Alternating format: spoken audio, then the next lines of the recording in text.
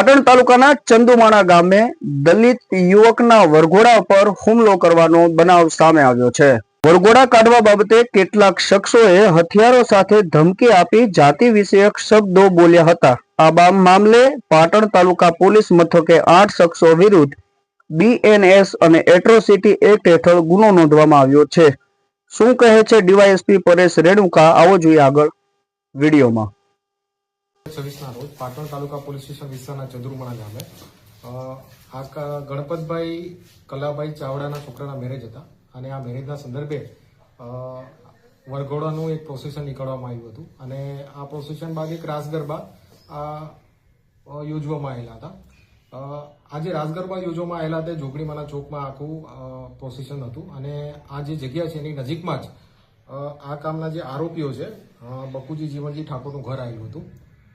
તપાસ દરમિયાન અમને એ પણ જાણવા મળ્યું હતું કે ભાઈ ઠાકોર સમાજમાં એક લોકાચારની અત્યારે ઘટના ચાલી રહી હતી, જેના સંદર્ભે આ કામના જે આરોપીઓ છે એમને ફરિયાદીને કીધેલું હતું કે ભાઈ આ લોકાચારની ઘટના ચાલી રહી છે, માટે તમે આ ડીજે વગેરે થોડું બંધ કરો। અને આ જ બાબતે થોડી પરિસ્થિતિ વણસી હતી અને બંને કુટુંબો સામે સામે આવી ગયા હતા। ત્યારબાદ ફરિયાદીએ 112ને કોલ કરતા પોલીસ તાત્કાલિક ઘટના સ્થળ ઉપર પહોંચી ગઈ હતી અને પરિસ્થિતિ કંટ્રોલમાં લાવી હતી।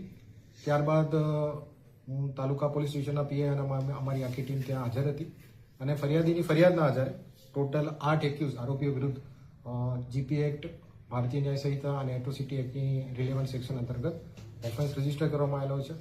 સ્થળ ઉપર 3 આરોપીઓ મળી આવતા એમને ડિટેન કરવામાં આવેલા છે અને બાકીના આરોપીની શોધખોળ ચાલુ છે। ચંદુમાણા ગામમાં શું જ્ઞાતિવાદી ભેદભાવ છે? અમારી જે તપાસ દરમિયાન અમને જાણવા મળ્યું છે કે ભાઈ અહીંયા જાતિવાદી કંઈ બીજી કંઈ માથાકૂટ હતી નહીં। પ્રિવિયસલી આ જે ફરિયાદી છે એમને આરોપીઓ જોડે જમીનની જૂની અદાવત હતી અને જેના આધારે થોડું આ વખતે મંદુક થતાં આ ઘટના આખી વણસી હતી। બાકી ગામમાં વરઘોડા સંદર્ભે અમે તપાસ કરતા જાણવા મળ્યું હતું કે ગામમાં અગાઉ પણ શાંતિપૂર્ણ રીતે દલિત સમાજના વરઘોડા નીકળેલા છે। અગાઉ આ કામના ફરિયાદીએ આ કામના આરોપીઓ વિરુદ્ધ 2022માં એક જમીનના સંદર્ભે માથાકૂટ થતા એટ્રોસિટીની એક ફરિયાદ નોંધાયેલી છે। વરઘોડો સાહેબ લગ્ન શાંતિપૂર્વક પતી? હા, હાલ લગ્ન શાંતિપૂર્ણ પૂર્વક પતી ગયા છે અને હાલ પરિસ્થિતિ કંટ્રોલમાં છે, છતાં પણ પોલીસના ચુસ્ત બંદોબસ્ત અત્યારે અમે ગામમાં રાખ્યો।